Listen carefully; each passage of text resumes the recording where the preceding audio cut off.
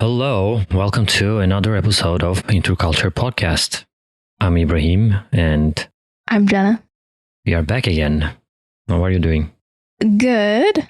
I went to a museum this week on the free night, obviously, because I'm Which museum? New museum. Isn't it somewhere in Chelsea?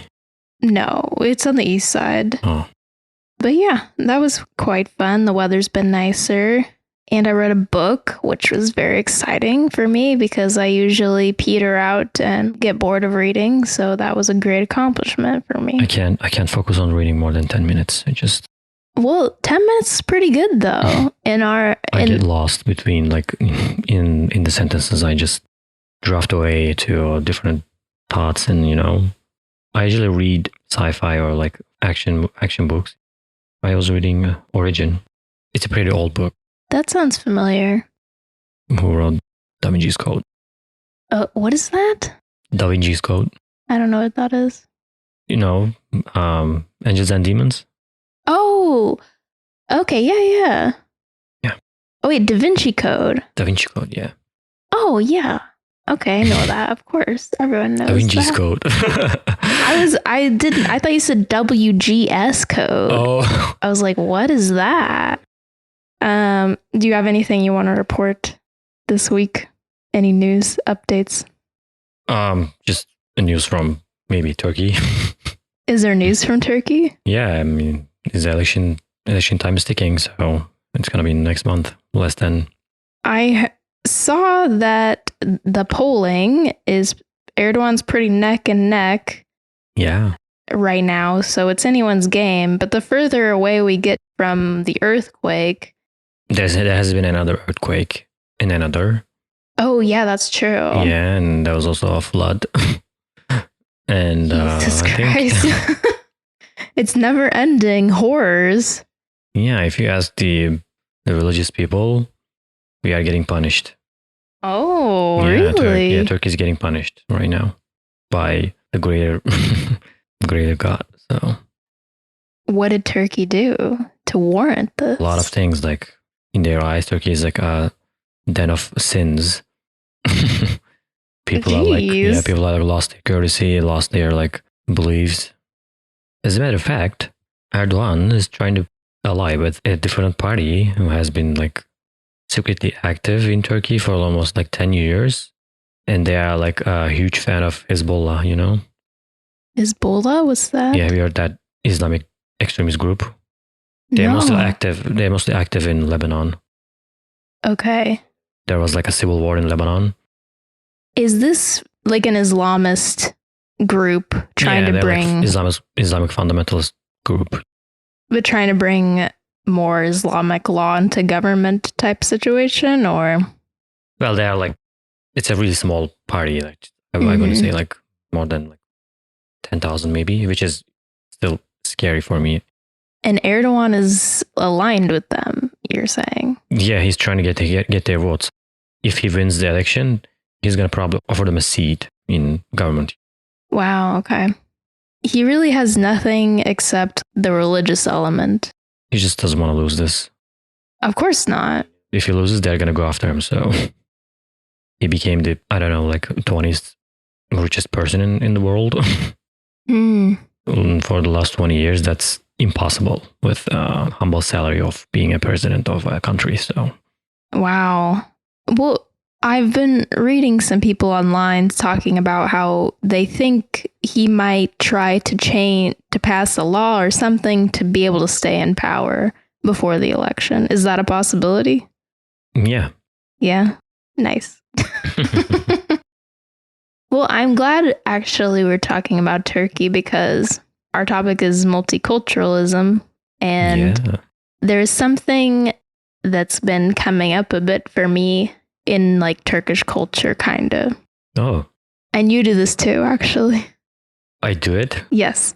If you're going to say something of consequence, you have to preface what you're saying Okay. beforehand. So what Memo will always say to me is, I'm going to say something. And like when we text each other, if I have something to say to you, I'm just going to say it. But every time you message me, it's, hello, how are you? Like, what's going on today? before getting to the point, you know? Yeah, it's kind of a cultural thing. You have to ask. Yeah, it totally is. And for me, that is so foreign. I mean, this is something I have a laugh about with other Americans is like... Doesn't sound so naive. is the whole like, okay, sit down, I'm going to say something. and it'll be like, I'm going for groceries today. You know, like the most dramatic sounding thing to me. News. Yeah. Prefacing things before you say it is very important in Turkish culture. And I've often been like amused or annoyed by this. And a couple days ago or yesterday, I can't remember, I had this experience where I said something that Memo had a very strong reaction to because he said, that came out of nowhere. Like, I'm not going to like be specific, but let's say we were talking and I said, hey, I think we should go bungee jumping. And his reaction would be like stunned silence and like end of conversation. And I'm like, what's going on with you? You know, and I'm just shocked right now. That came from nowhere, you know, and I'm realizing I'm going to have to start doing the thing where I'm like, I'm going to say something. I have to start doing that to him. Oh, I'm sorry. No, you don't have to apologize. It's normal. It's normal to like try to help your partner by communicating in a way that is best for them and for the relationship. So it's not like a struggle or whatever. I just realized that I need to start doing this because it's impacting the flow of our conversation. You know, you don't have to. Yeah, you don't have to do that with me. So I'm no. But for him, he's very reactive to a different train of thought, you know, that was unexpected. It's very interesting. Americans aren't like the most direct. I think Russian people kind of have a reputation for being like very direct and very like honest, cutthroat honesty. So I wouldn't say Americans are like super direct, but when you compare the two countries, it's very different. And I thought that was interesting. Me and my countrymen, whenever we met in person, who we know, we always start a conversation asking their well-being first. So is that what you're talking about?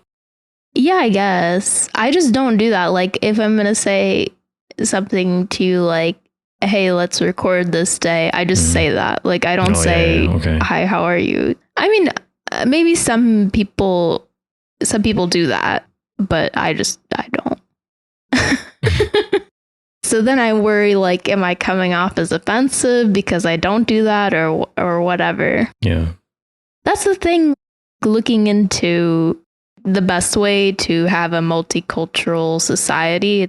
Knowledge is so important. Visibility is important because if you don't understand or you don't know, then it could lead to these conflicts or misunderstandings and annoyances and that sort of thing. So I thought it was related to what we're going to discuss today. Speaking of multiculturalism, what country do you think is the least multicultural country today? Oh, North Korea. Yeah, that's what I thought. That was the first answer came into my mind. I was thinking it's definitely got to be an Asian country. And yeah, there's fascists dictating exactly how you're supposed to look and act and everything. So yeah, automatically when you close your borders, you automatically become culturalist. Well, I'll ask you a question. What do you think is the most multicultural country? Not ethnic diversity, cultural diversity. I think here. Wrong. Wrong? It's Chad in Africa. Chad? In fact, the top 10 countries with the most multiculturalism are all in Africa. Is that so? Yes. All the different indigenous populations, languages, religions. Okay. Africa, most multicultural continent, I guess. Pretty interesting. Yeah.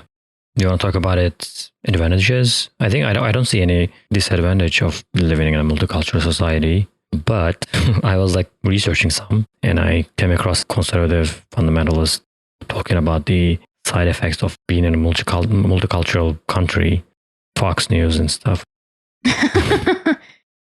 Well, I think there's two aspects of this. And one is trying to bring about social good, which is equality and inclusion, right? You might not see like a direct national or economic benefit or whatever, but those are just generally good things human beings try to strive for. And then there's also the national benefits of multiculturalism, and there are some, which I think we'll get into as we go into the topic more. But yeah, I don't think you can really make an argument with someone who is against inclusion on principle, which we talked about before in our immigration episode about seeing yourself as superior to others. When you are in that mindset, you can't appeal to them like, it's good to have an inclusive society. You can go to a new continent and colonize them, you know? Also, there's a distinction to be made between when we talk about multiculturalism just like casually versus this political ideology, which means that you need to recognize different cultures within your country, allowing space for them. Well, here's the Encyclopedia Britannica definition.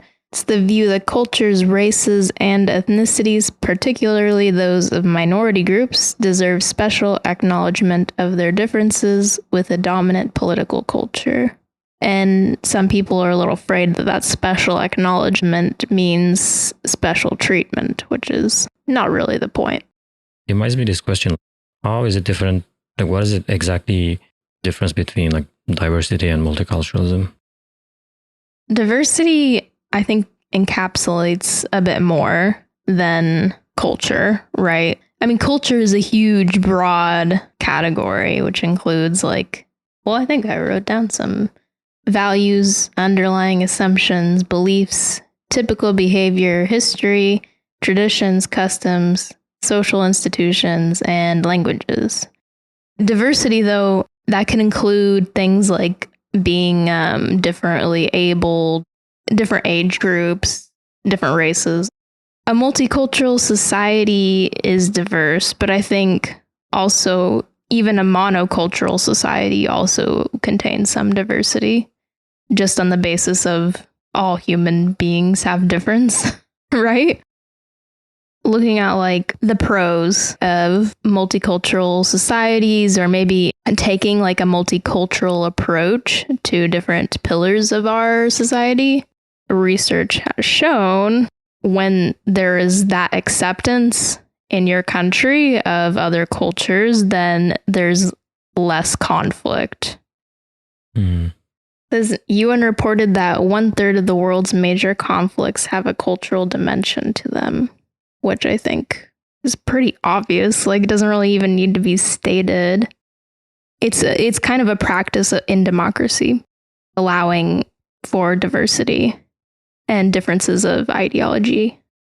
I think everyone can learn from each other as a whole that bring harmony and success mostly. There's a lot of documented advantages of multicultural businesses, like being able to translate culturally. If you're like a multicultural person, you can understand like the dynamics between countries, and also just marketing to other countries is really important. And then there's, from the differing perspective standpoint, you can drive creativity and innovation in your company by having people from different backgrounds and perspective. I know there's a lot of controversy though about there are these, I try to think of what it's called. It's like diversity standards.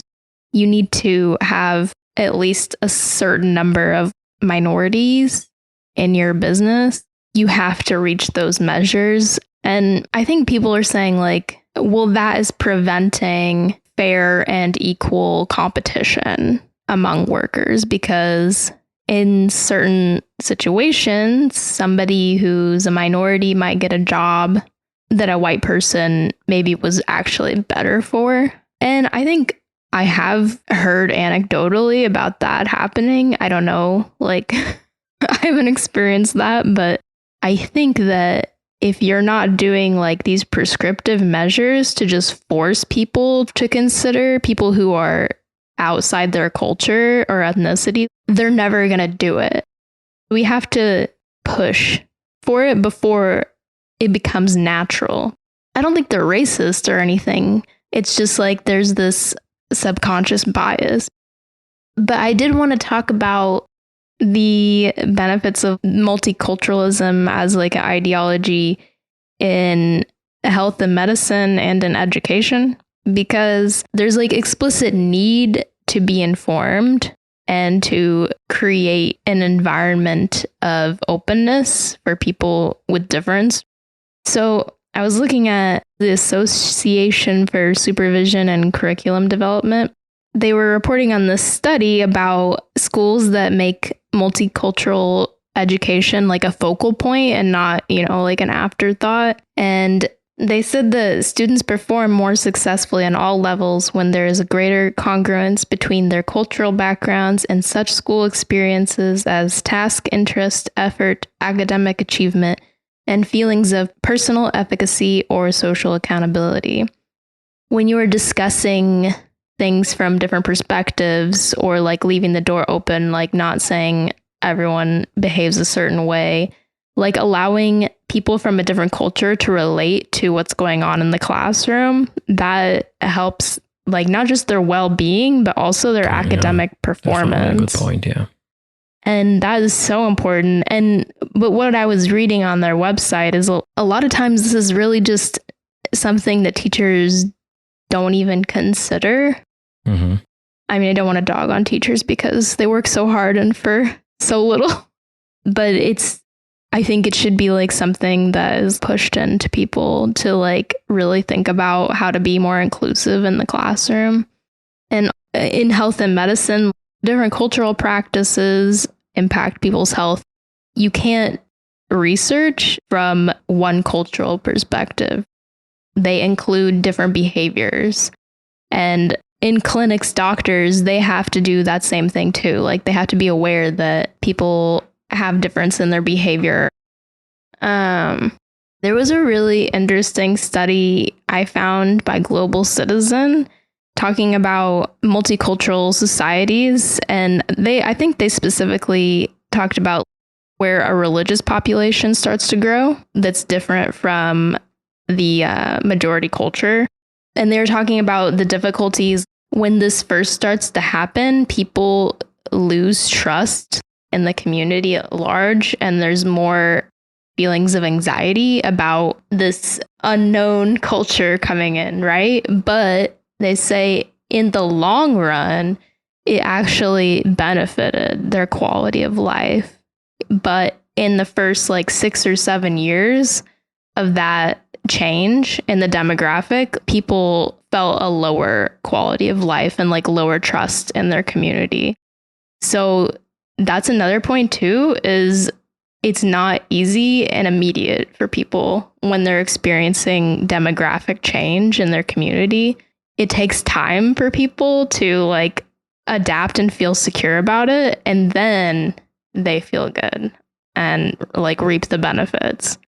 I don't know. That's something I always am like harping on. I feel like is you have to be patient with people and like give them time to open up their mind.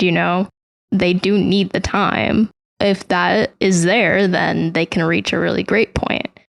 People who come from a different culture, such as myself, I have relatives who lives here and then they raise their kid according to their Turkish culture. They want them to blend in here also. They like celebrated the cultural aspects here too. It's kind of important not isolate ourselves. Of course, people love their culture and they don't want to shake it off unless it's like truly horrible, which happens.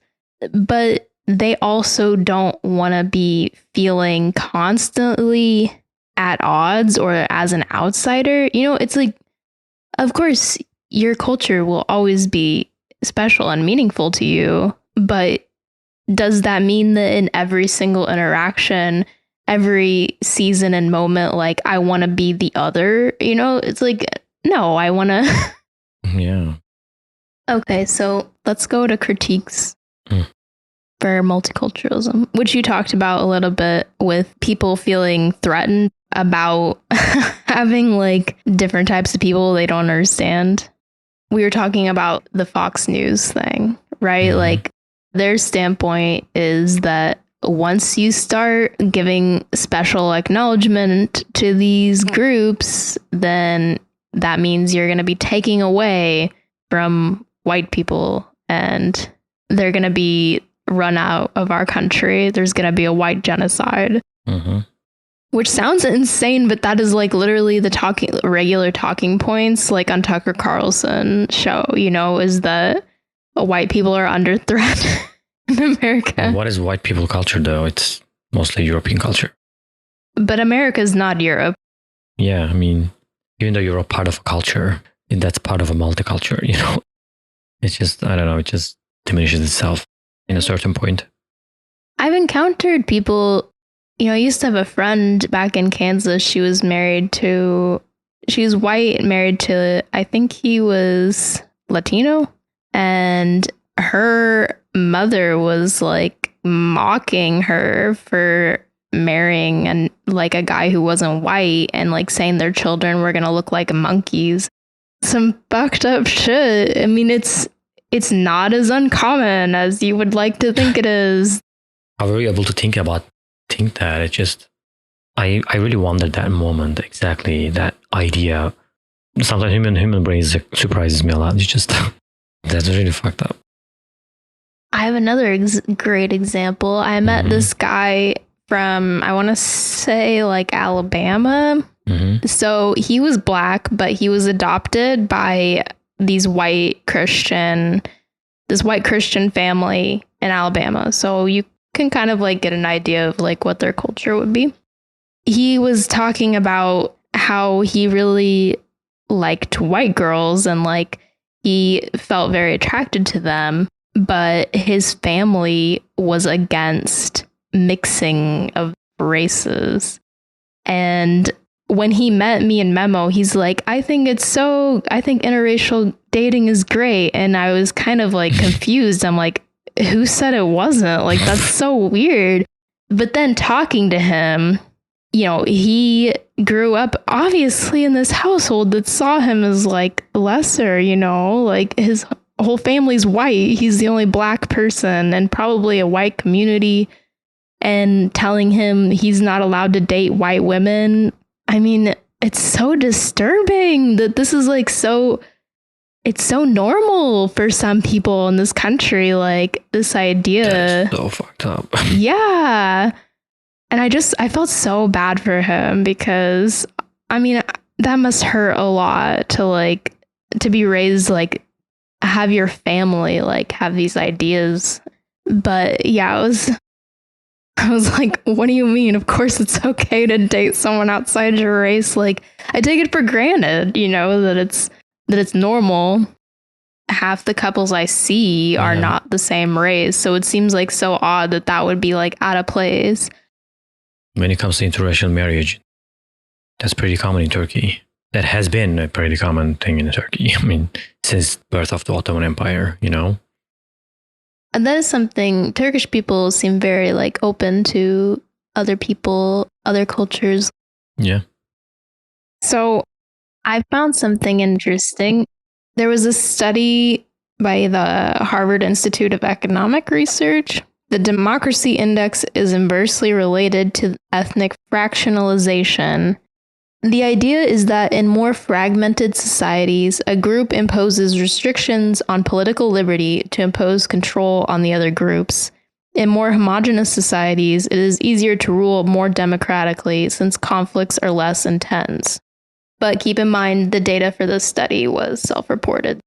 You have to take that into consideration. But I think that is an interesting point, though, that it's harder to maintain a democracy, a democratic society, when you have a multicultural society, which makes sense. But at the same time, it's like, I think it's worth that extra work to keep your society democratic and have it be multicultural. That's a real question.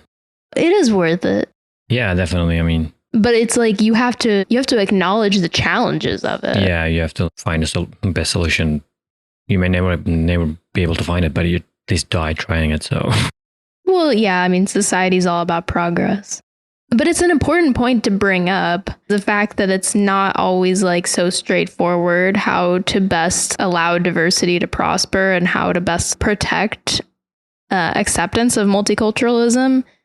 It's not so easy, and you're going to have a hard time convincing people who are really intolerant or rejecting of people different from them. But that doesn't mean that it's not worthwhile trying to make those things happen. So that seems like a problem these days. Even what I was talking about in the beginning, our discussion about like me navigating this cultural difference between me and my partner, that's on like the micro level. Mm-hmm. Through lots of discussion, I'm figuring out like how to best work together, right? Think of that on the macro level. People against that see it as something not to work for. It can push people away because they don't want to deal. That's what I mean. That's the real problem behind it. Yeah, I feel like our society is becoming less patient and more reactive. And those are really not good things when it comes to being patient and open-minded and doing a lot of active communication. And I don't know, I feel like there's so many things, like so many influences, mostly from social media and fast-paced media, where it's just moving our society in this direction of fragmentation. Social media, especially. Yeah, and just divide from your fellow man. But coming from my optimist standpoint, I just believe in people's ability to have those good intentions and to strive for them and to adapt. Yeah. Just thinking more broadly, what I keep thinking about is being open and communicative to others, though they may have different ideas and beliefs than you. Be open and don't assume. Mm-hmm. Try to like learn from other people. Yeah, that's, I think, how we become like thoughtful, have a real respect. Well, what I read, multiculturalism is an exercise in tolerance, and I think that's so true. And tolerance is important. Yeah, that's pretty much the end of my research. Thank you as always for listening. You can always go to interculturepodcast.com. Let us know what you think about this. You can find us on almost every social media platform. We're curious to learn. We're curious about your ideas. Until the next time. See you next week. Email us at interculturepodcast@gmail.com or follow us on social media at interculturepod.